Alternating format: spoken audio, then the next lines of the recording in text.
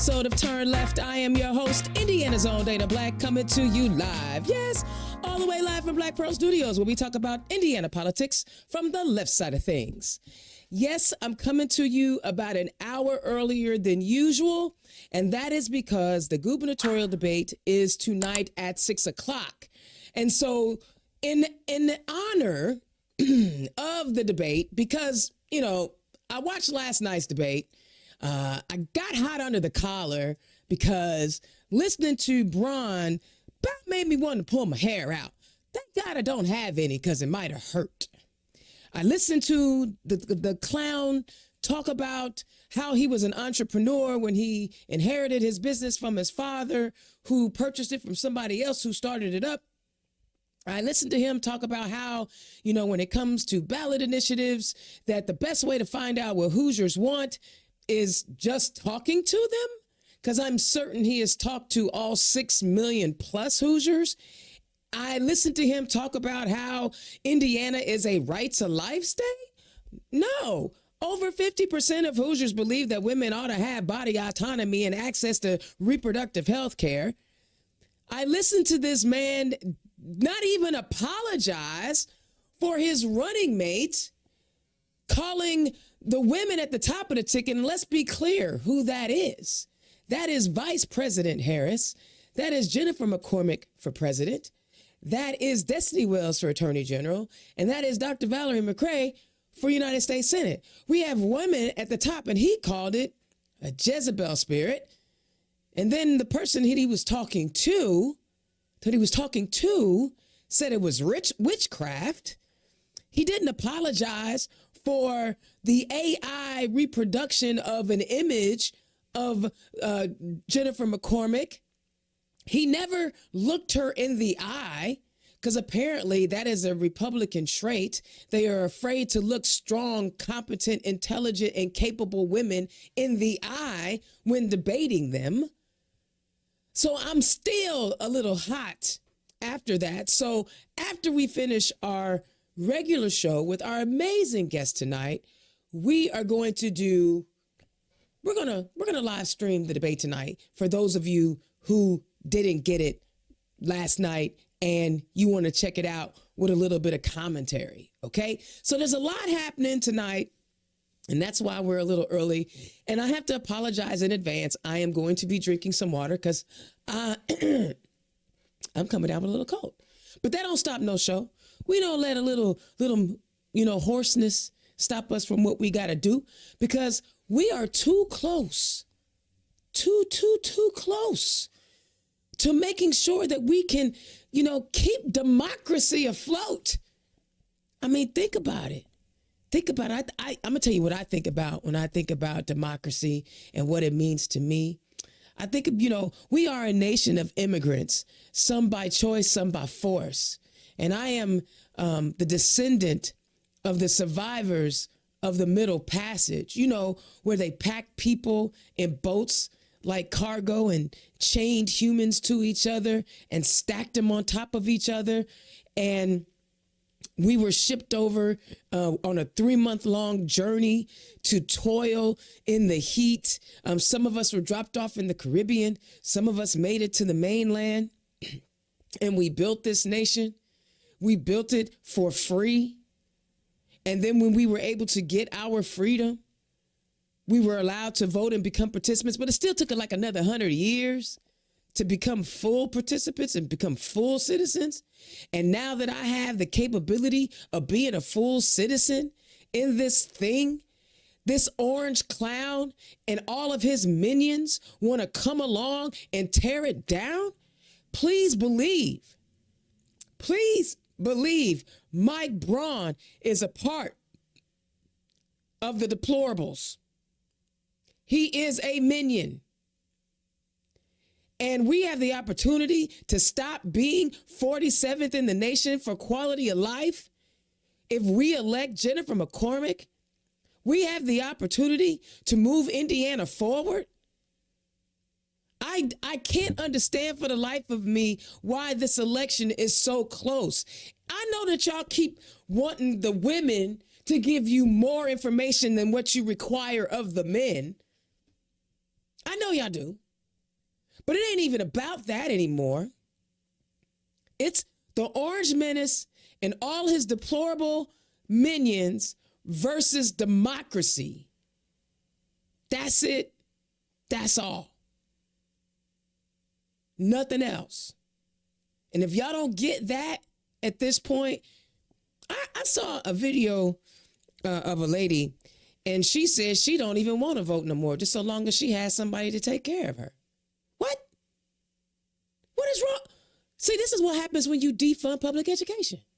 We don't teach civics anymore. We don't have enough time or money to teach the thinking classes anymore. So that wasn't even really the rant, but here's the rant. I know it's crazy. As the 2025 legislative, and this is brought to you by the Indiana Capitol Chronicles. As the 2025 legislative session draws near, longtime Democratic lawmaker Representative Ed Delaney is flagging funding concerns across all Indiana schools, public and private, and call for the next state budget to increase tuition support. Delaney of Indianapolis made public a new legislative analysis on Wednesday that showed the overall dollar amount spent on K-12 has grown each year, but its share of the state's budget has dropped. For instance, tuition support for all school types has grown from $6.2 billion to $8.7 billion from 2011 to 2025. Dollars spent to Hoosier schools accounted for 44.3% of the Indiana budget in the 2011 fiscal year and rose to 45.3% in 2013. Since then, however, schools' budget share has declined to 39.8% and is expected to remain flat in the fiscal year 2025. As a legislator, I'm very frustrated, Delaney said during the Wednesday news conference. As an experienced lawyer, when I argue in favor of public education in the State House, no one argues against it. In principle, no one says I'm against it. It's not valuable. We don't need it. They just don't do it. And in fact, they've converted the money. Delaney suggested budget writers should primarily focus on new spending scheme that accounts for a teacher pay minimum boost to $60,000 per year. He said the greater tuition support generally would also help schools depend less on referenda and property taxes and ultimately bring such sought after relief to homeowners. Most importantly, Delaney continued student performance will improve and high school graduation rates will more likely to the graduates will attend college. And he went on to say, if we had a governor who wanted to lead for education rather than chop away at it or criticize it, it would make a huge difference in the debate within the legislature. We have devalued education, and yes, we've shifted money to charters and vouchers, but the bottom line is the overall, we're spending less money and we're producing fewer graduates. So we've got the worst of all possible worlds. See, y'all thought because I was an IT chick, I didn't know what I was talking about. But here's a legislator in the State House and a lawyer who says the same thing I say. We're not churning out and turning out the best and brightest because we want to continue to defund public education in favor of private schools and charter schools and voucher schools. And because we don't have enough money going into public schools, then teachers not paid enough. They have to buy their supplies, and we're not having a broad curriculum. I agree with Delaney when he says, let's get a governor who centers public education. And honestly, Jennifer McCormick, a teacher, former director of public education, I always mess up that title because it's gone now. She understands the importance of taking care of our teachers and taking care of our students in our public schools. So let's vote for Jennifer McCormick. And that is my rant. So let me run a couple of ads and then I'm going to bring on my guests.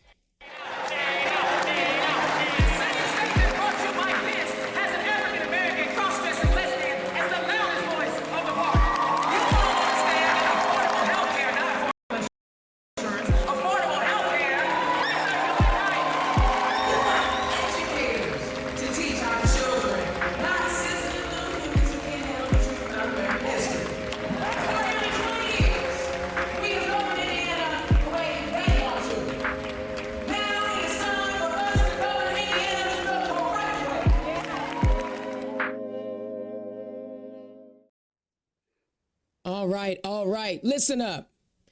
You know what? Thank you for tuning in early today.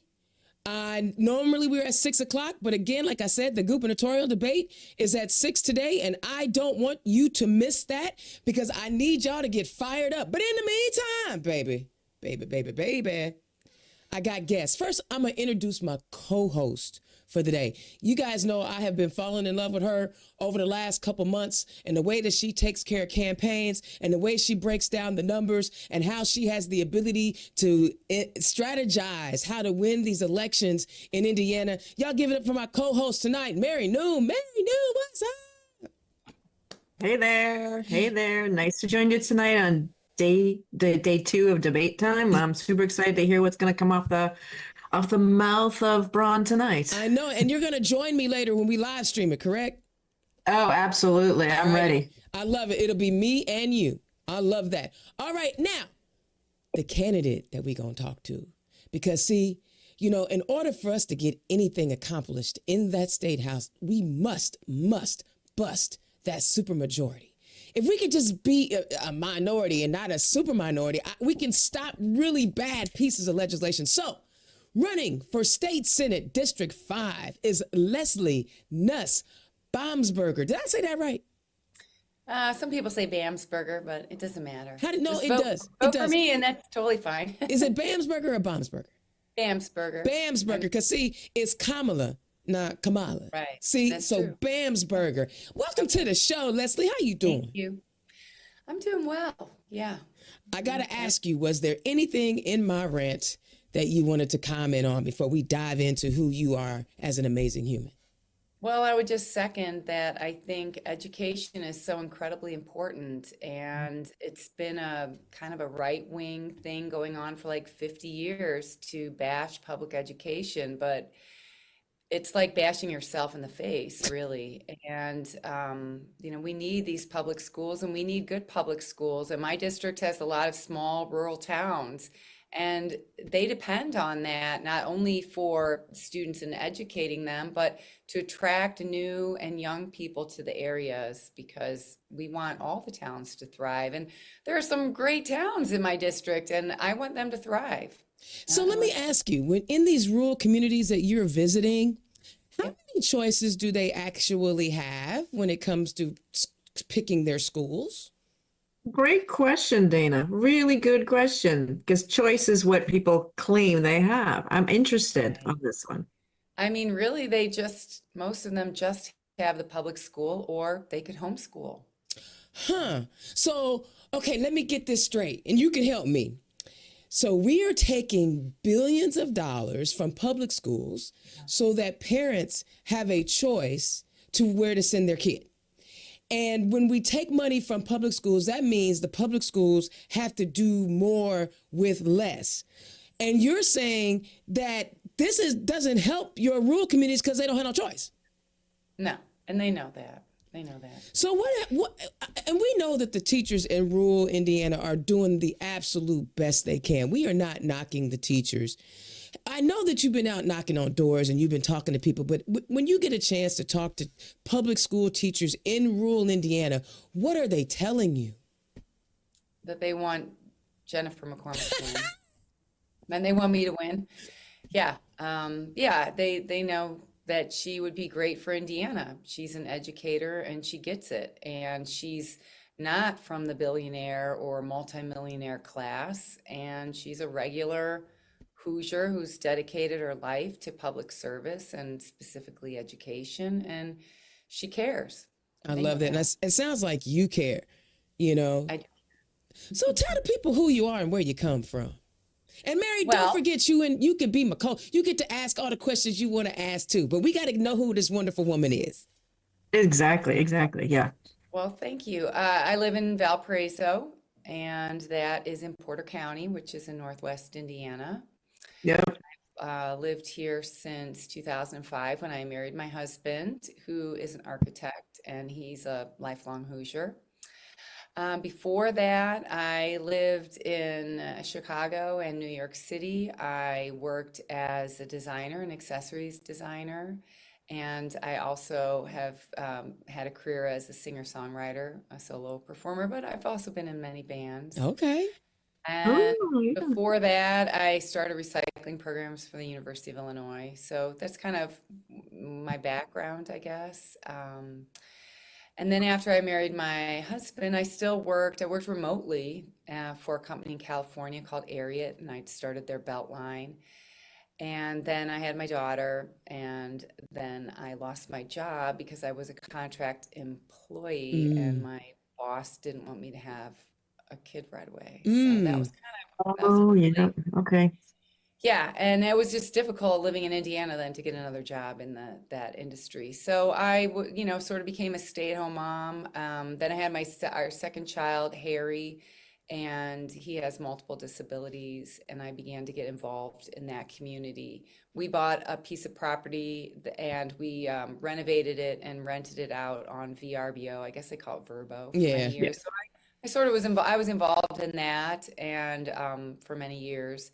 But then I really got involved in the special needs community because I saw that there just really wasn't that much for like in terms of play groups or even playgrounds. I mean, I think it's changed a lot. My son's 16, but there was a need, and it also helped me understand what I was dealing with and connected me with other parents. And through that, I did that for many years, and then I took some time off because I got a little burnt out, and then I got asked again to help rebuild his school a little bit with morale, and I spent 2 years working on raising salaries for the paraprofessionals at his school. It was a school exclusively for children with special needs in Porter County called SELF.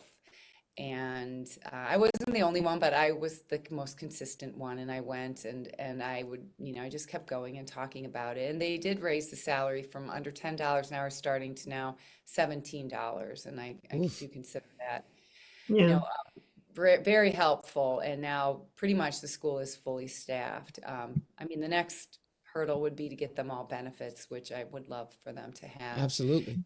And Yeah. I actually spent the 3 years working on the PTO, which sometimes people think is, I don't know what they think, but it was actually a lot of work because most of the parents at Self School, they're just overwhelmed. Having a Hmm. child with multiple disabilities is Of course. overwhelming, and so we didn't have a lot of help, but they really responded very well to all the programming that we did. We raised money and bought things for the school that they desperately needed because you're talking about like defunding. Mhm. Um, yeah, they just don't have enough funding. And it's because the school is owned by the 7 school corporations in Porter County. No one school system owns it. And so, for instance, Valparaiso can't give them money from any kind of property tax referendum Ah, unless all the other school districts do. agreed. So Okay. so it's very challenging. Hmm. And but I learned a lot, and I learned a lot about, going out into the community and advocating, and I ended up starting a music program for the school, which they never had, and actually still do it one day a Nice. week. I was just there today. I do music classes with the kids there. Sorry, I had a microphone that just That's all slowed right. down. Um, What I love is that you're a creative, right? I Yeah. yeah, mean, right. and that's a Yeah. I'm really creative, really creative. Like I paint also, and I've done ceramics. Yeah, I write songs. Actually, I mean, I really shouldn't say this because it's supposed to be a surprise, but I have actually recorded a song that's hopefully going to come out next week. I mean, it's going to get finished before early voting starts, and Oh, it's nice. it's called Well, Find Your Voice. So it's a good song. It has a chorus singing at the end. I'm very excited about it. But yeah, no, and I think we do need more creative people in positions of power, in elected positions, because, creative people, our job is to come up with ideas right, and yeah. constant ideas. I can tell you as a designer, you're doing 4 seasons a year or something, and it's always something new. right. And I've worked in New York and, for Abercrombie and Fitch and American Eagle Outfitters. I worked for Calvin Klein, and I mean, you have to come up with the ideas. And so, and it's a skill set. I mean, legislation is different, but problem solving and listening to people, because this is what designers do too. What do people want? Hmm. and Yeah. then making it happen and knowing that you can make it happen, because you have made it happen, and not getting totally stopped. I mean, a lot of people have good ideas and they get stopped, and that's a very, very understandable, but you definitely have to keep working at it, if you want to get something done. I So love it. Yeah. I, Mary, yeah, you had and Mary, real quick. Mary, you had a question. Yeah, and all this. So I hear a lot of good things about you as a candidate, and we met at one of Jennifer McCormick's events up in northern Indiana. And one thing I would have to say is I hear creative, but I also hear resourceful because we know in Indiana, and it's being in the teachers and on the ground, you've got to work with what you have. In that process, like what sparked you for wanting to jump in? Because your journey is amazing. It's what they need in the state house of somebody who has a vast, diverse experiences so they can bring different voices to the conversation. But what was the one thing that said, hey, I have to do this now? My time is now. I don't know if there's just one thing, but there is one thing. They say, like, if you want to know what you have been doing in Nazi Germany, you're doing it now. Right. And so I thought, wow, I'm not just going to sit there and get upset. I need to take action. But the other thing was that I actually had gone to my opponent, before SB1, whatever they overturned it. And I Remind the said, listeners what SB1 is, just so if they lost track. the abortion, right? And that Just it make makes sure. Yeah. abortion illegal. And I had told him that I was able to arrange a meeting, and I spoke to him for Oh 55 shoot, you got a meeting with somebody in the state house? You go, girl. Well, it was up here, right? Because we had some, because I volunteer a lot with Opportunity Enterprises, and he has an association with them. So I asked them to arrange a meeting, and because when my son was 2, I was pregnant again. I desperately wanted a third child, but it was non-viable, and I thought that it would, just miscarriage was natural, and it was still legal at the time, but it quickly went, south, and I could easily have bled to death. I had to be, taken to the doctor, and while waiting, I lost so much blood, I passed out on the floor, and I had to have an emergency D&C, which is also known as an abortion. I didn't even really know that. And I realized that if abortion was outlawed, that women would die, because women would prevent themselves from seeking care that they needed. And, they would be afraid, and doctors would be afraid. And I made this very impassioned plea to him, because I said, I don't want any woman to have to go through what I did. And, he just shrugged and said, well, I'm supposed to be pro-life. A couple of guys on Twitter, Abdul and I think Tom, somebody, but they had tweeted, it's just always some guy, and they said that abortion, they did a little survey, and they said abortion is not at the top of the list for Hoosiers. There's 3 women right here. Right here. Leslie, where does abortion rank in the list of issues for you? It is very high on the list, just because it's has a domino effect, right? It's like pulling out a brick from the side of your house, from your foundation. I mean, we're seeing doctors leaving the state, and Jasper County, which is one of the counties in my district, they have no OBGYN. Ugh. And that should be very alarming. And I've said, if OBGYN leaves, you're often losing 2 doctors, because they're often married to a doctor. And Yep. And anybody who thinks that that's acceptable really needs to think again. I think that some people have been so brainwashed, whatever, by the campaign to end abortion, that just the word is so triggering, and it's such a shame, because I think that unless it were to happen to them or somebody that they loved or cared for, they would just think you're faking it, or women just need to control themselves or something, not even thinking that it takes 2 people. And it's just such a big issue. But I do think, while a lot of people don't say that at the door, there are a significant number of women who say they have a daughter, or they're concerned.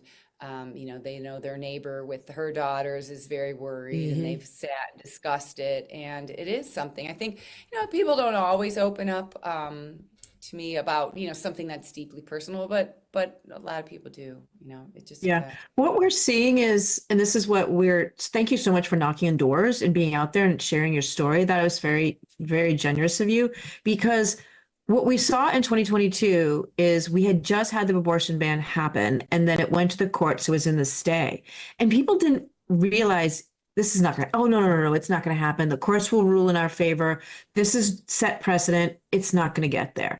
And here we are. And now we have situations where women are experiencing exactly what you had. We had the young lady, we have two reported and a lot more that haven't been reported, who have passed away unnecessarily, leaving family, leaving children behind at young ages in their 20s. That is unnecessary.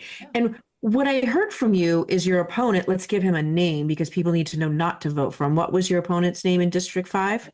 Ed Charbonneau. Oh, him. Oh, listen to us. We're both like, I'm supposed to be pro-life. What the hell does that mean? I'm supposed to. That tells you he's rubber stamping. He's a tool. He's being told what to do without knowing the ramifications. And somebody that, if I lived in that district, that's not the type of leader that I would want. Right. I would want somebody like you that's willing to sit down and have a conversation. We don't have to agree on everything, but at least you're going to share your experiences. And what we're seeing, and I'd be curious to know if you're seeing that, people don't know the impact that this is having. You mentioned the OBGYNs leaving, the the doctors who specialize in high risk pregnancies are also leaving. St. Joseph County, there used to be 5, now there's 1.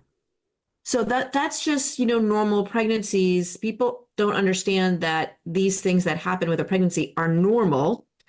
And we're losing the specialists that help women proceed to to have a healthy, happy child and thrive with that. And being able to have children again is the other issue women are running it. Yeah. I want to tell you. I want to switch over a little bit because you talked about your child having special needs.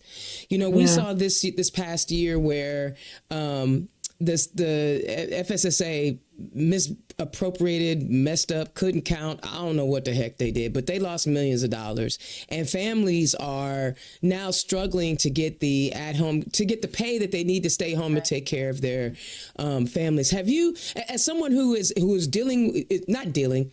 living with this every day, talk about what it meant to you to hear that there were going to be families that were going to be put out because, and when I say put out, I don't mean homeless. I mean, they're going to have to try to figure out a new way to do a thing because the state messed up. But it's even worse than that. And I think you know that, right? Because there's a $700 million fraud case that a federal whistleblower was able to, expose. And so we heard about the $1 billion shortfall, but we didn't know that 700 million of that was just fraud that the GOP supermajority decided not to go after. Yes, because if your he's too neighbor busy going to the stole- border. How can he get our money back when he's spending our money going down to Texas to the border? Yes. Leslie, let's explain that to the listeners because that's so pivotal in understanding this story, because it is more than just an accounting error. It has come to light. So Yes, you take it from there. Yeah, it's fraud from insurance companies and hospitals billing Medicaid for non-performed services, sometimes after people have died for a long time. And it added up to $700 million. And sure, it would be hard to go and get that back, especially if you're getting campaign donations from the same people. But I don't know, that means maybe we should clean house and get new blood in there, because when you're in the State House for so long and too cozy, perhaps, with some people, then you would be reluctant to go after them. Maybe these people have dinner together, or they consider them friends, or they make a campaign donation to somebody else, and then that person says, oh yeah, we don't want to do that. And that's really corruption. But the problem then, I mean, it compounds itself, because what do they decide to do then? Take the money from the most vulnerable people, right? Yeah. Like the people who had to use attendant care. Attendant care is a program designed to help people who care for the most medically fragile children, or for instance, if they had a spouse who all of a sudden needed round the clock care and they couldn't work, the state would give them a certain amount of money per day, Mm-hmm. and it kept to keep people out of poverty. And it worked, and other states were looking to Indiana to duplicate it.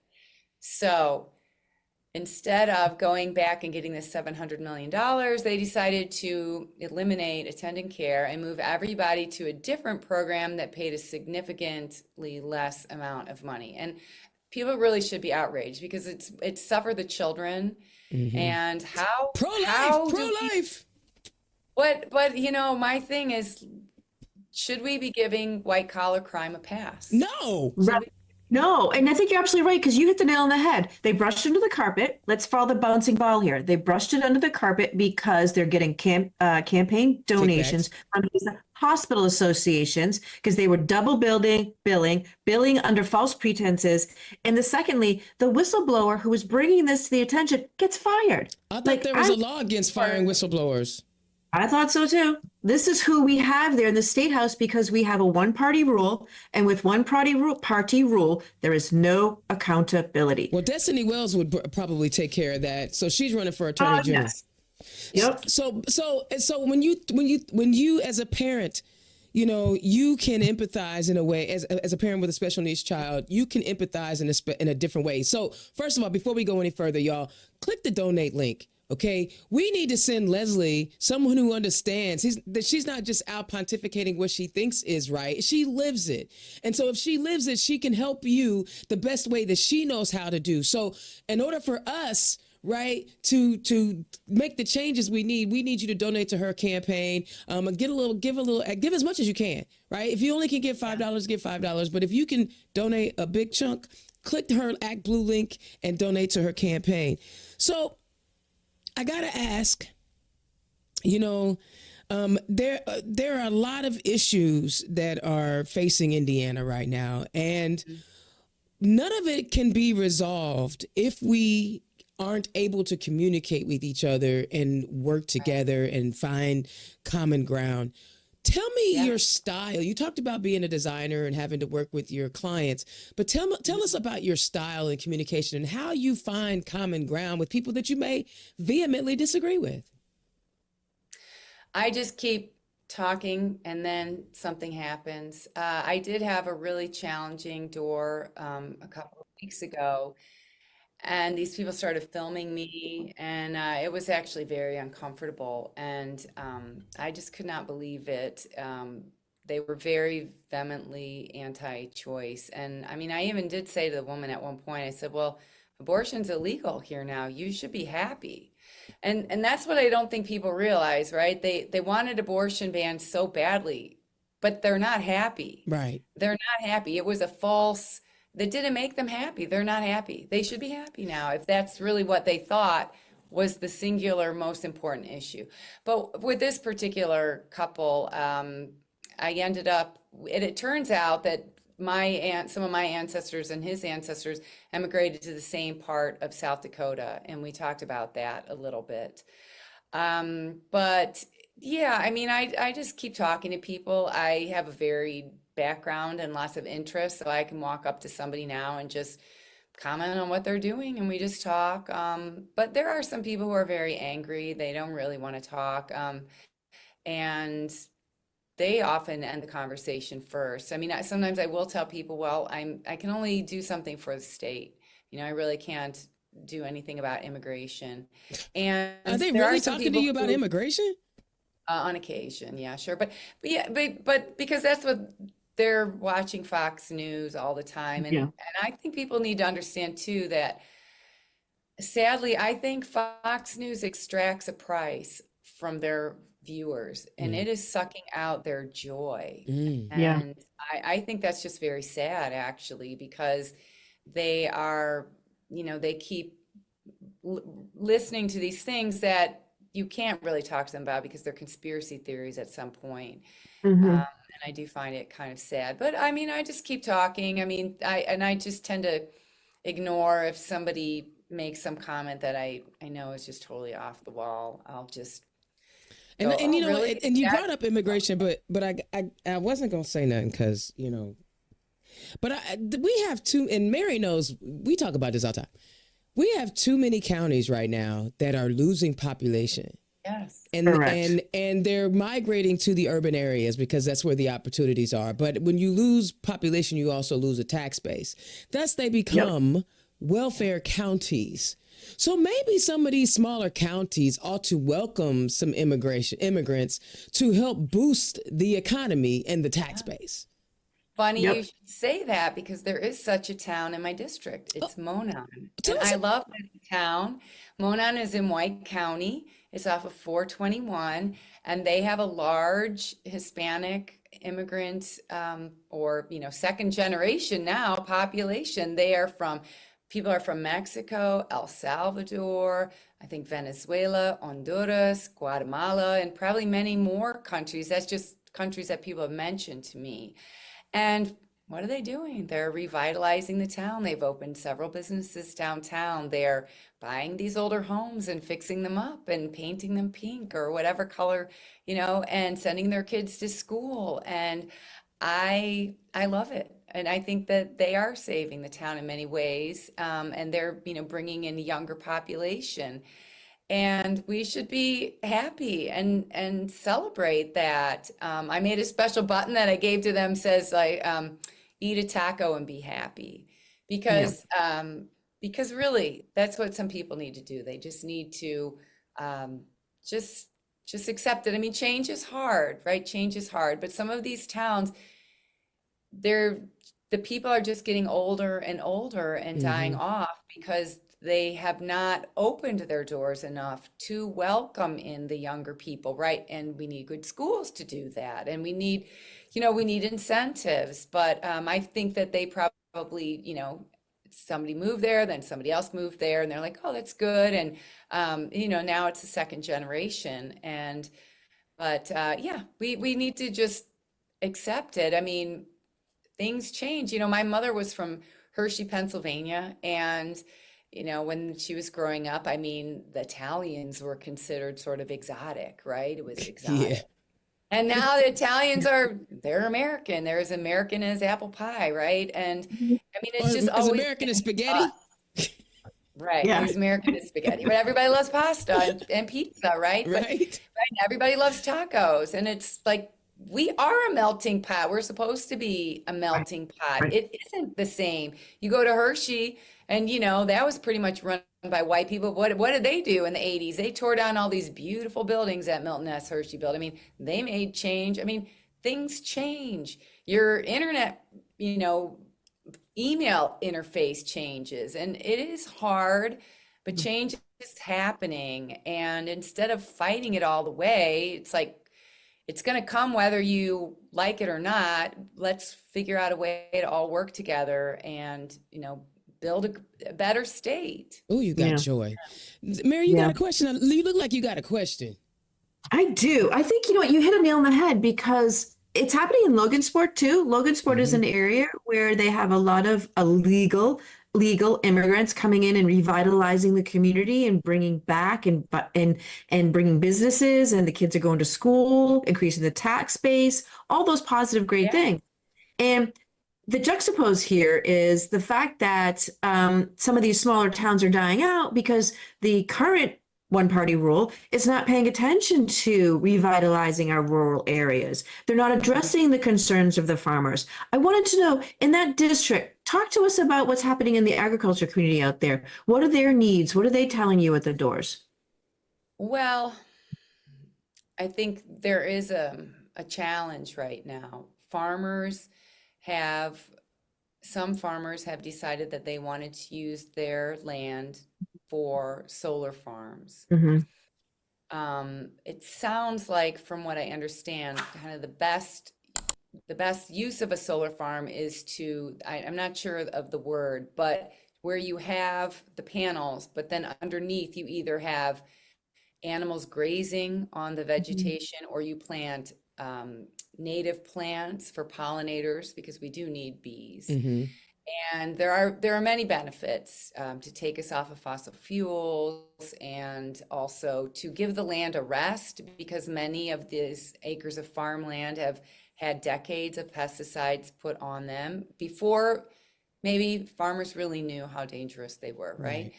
And then there's a lot of the sort of the townspeople who have have a hard time accepting that. And they've decided that solar farms are bad and they see 3 solar farms and so they think everything's going to be a solar farm when it's only ever going to be something like under 10% of the energy grid. We just don't have the infrastructure. Right. So they're very anti that, and that has heated up.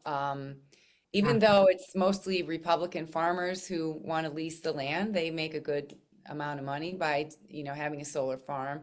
They So it's not the consider it farmer. like- So the farmers want it, but the people who don't own the farms don't want it. right. Because you know what the problem is? Let's talk about it. Jennifer McCormick and Braun were talking about it. And we're only at 10% because our grid is so old Right. in Can't Indiana. handle it. Yeah, it can't handle this new infrastructure. And our one party rule has been sitting on their ASSs because they were being given mandates by the federal government back in 1999 to start modernizing the grid. But they didn't. They pushed back to keep us on coal. And now with the prices going so high, people realize this is a more climate friendly, Yeah. cost efficient. This is where we should be going. But we've put ourselves in this wedge where we have communities fighting against each other, where some people see the advancement of it and other people aren't seeing the benefit. And this is the key thing. Our GOP, one party rule in Indiana, hasn't given our citizens and us the advantage of taking advantage of that energy produced off the grid. That's one of the big problems. So it's creating this tension between us Hoosiers because we see one group benefiting, like the farmers, but we're not benefiting, and then this becomes this cyclical cycle. And has anybody called Ed on the carpet on that? Because they haven't fixed the grid.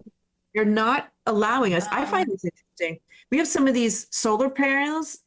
Talk to me about this one other component too, is we have these solar panel companies building the solar panels, and in our housing developments, we have to make sure that 3/4 of our housing community agrees with us whether we can take advantage of it. So they're being built here, but we can't put them on our houses here. So there's a lot of this. I know.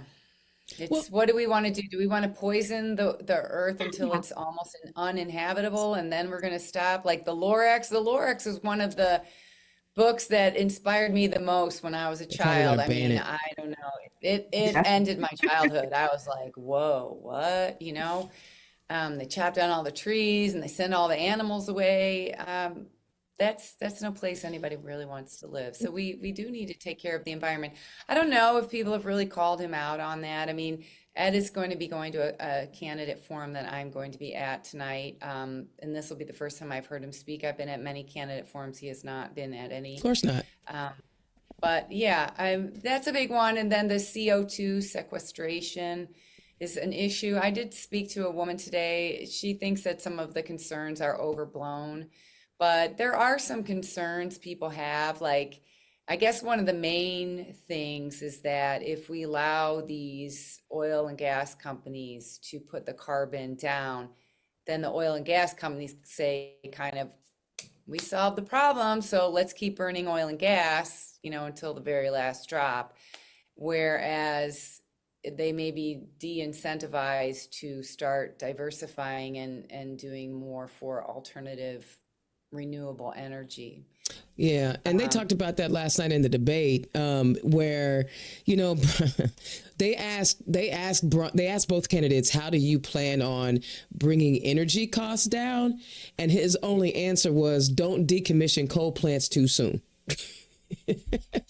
Get too fast. I mean, bro, it's like you. So basically, you got nothing.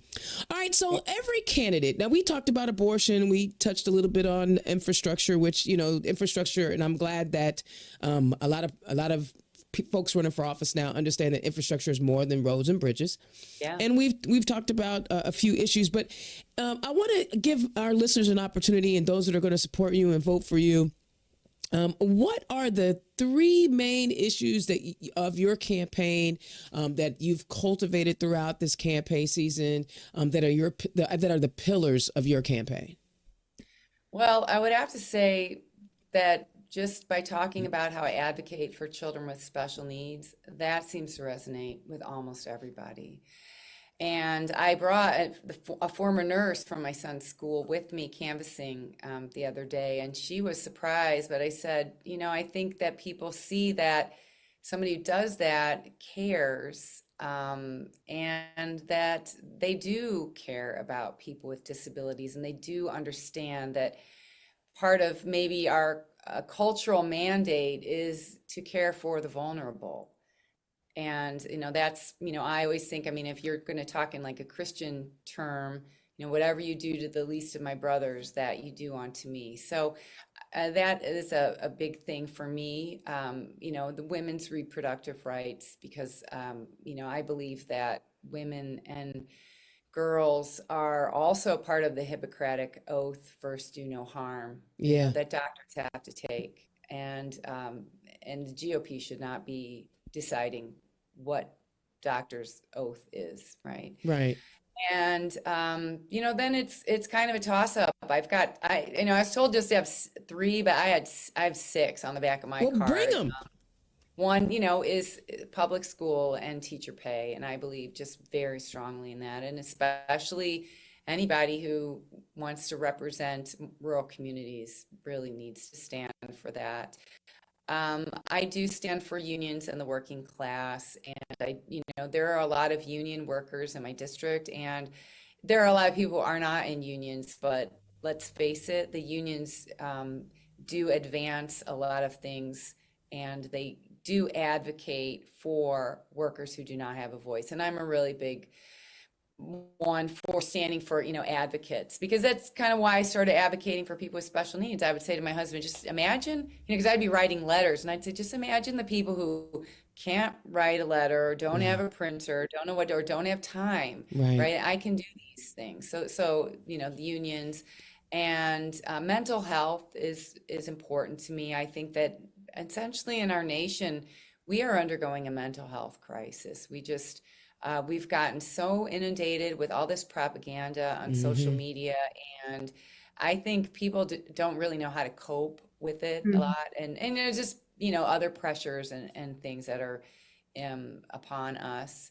And then the last one really is environment, because I did spend 2 years working on the recycling programs for the University of Illinois, and without the environment, we got nothing. Right.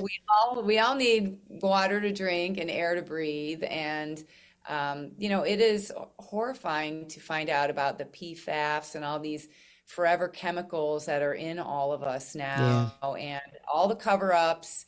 And it's time to have some rational people who can negotiate. And I think for a long time that we've allowed ourselves to let corporations dictate the terms of Absolutely. almost Absolutely. Yep. And I'm not even going to say that they're not rational. They're very rational about their bottom line, right?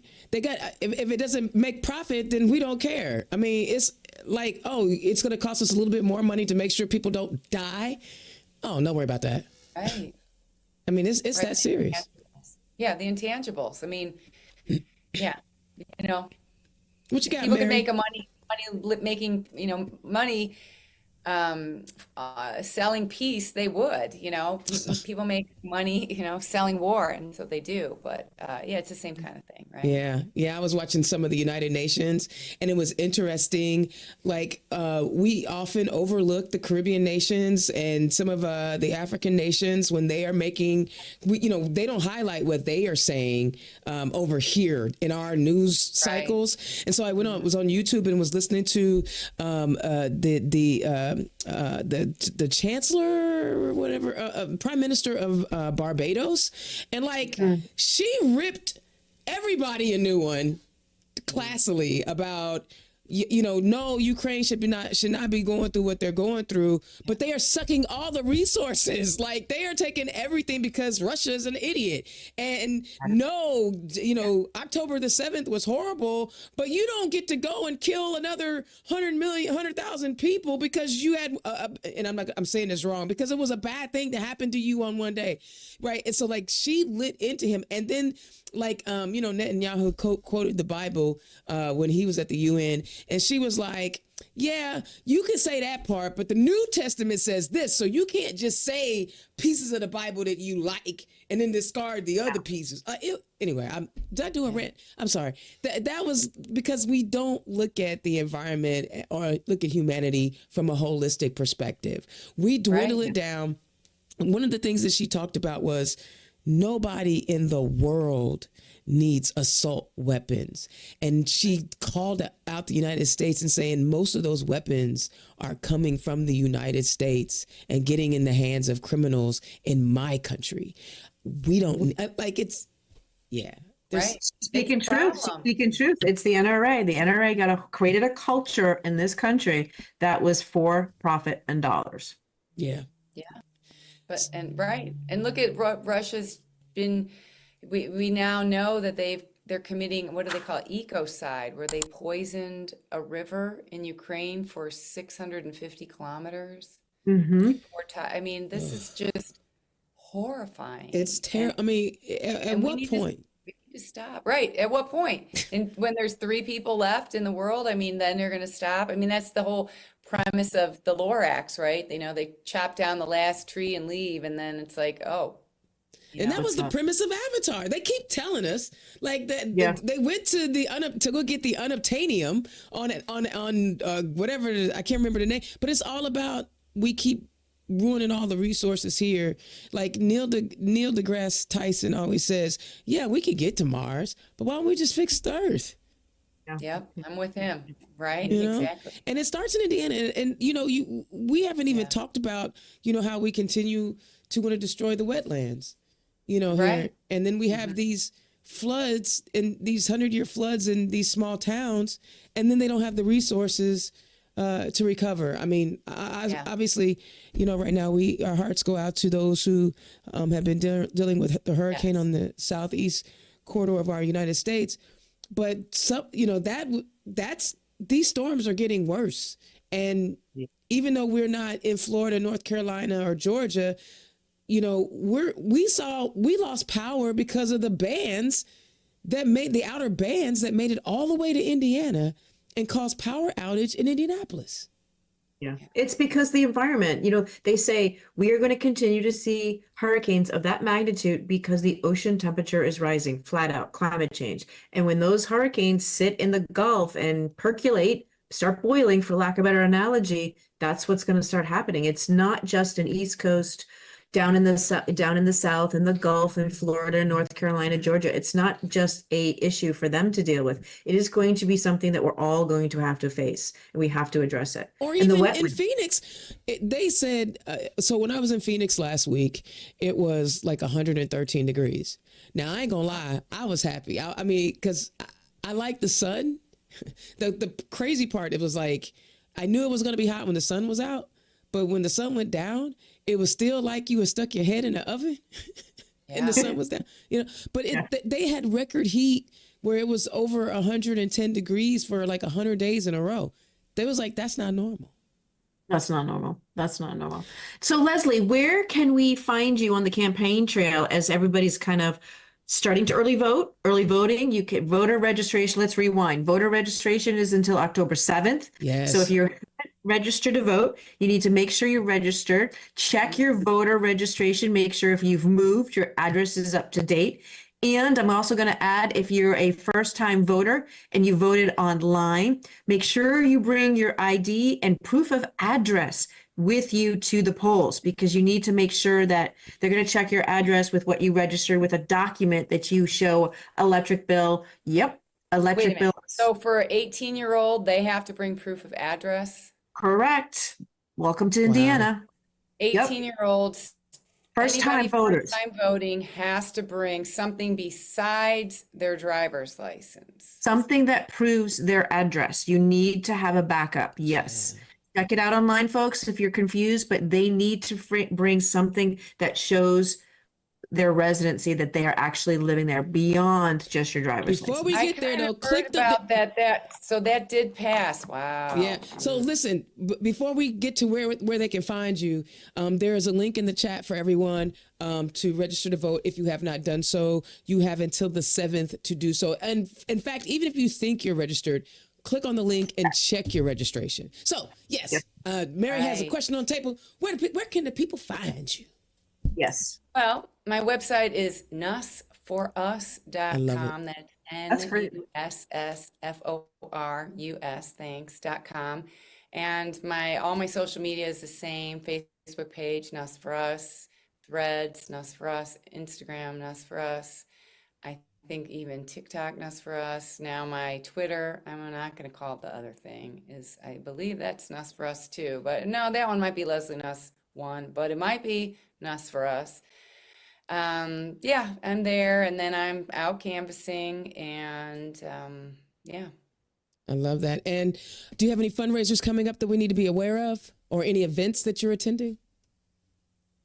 Just this candidate forum. No, I realize I need to schedule like 2 more fundraisers, I believe, between now. No, what you need to do is talk to your Act Blue rep so we can talk about how you can maximize your digital fundraising.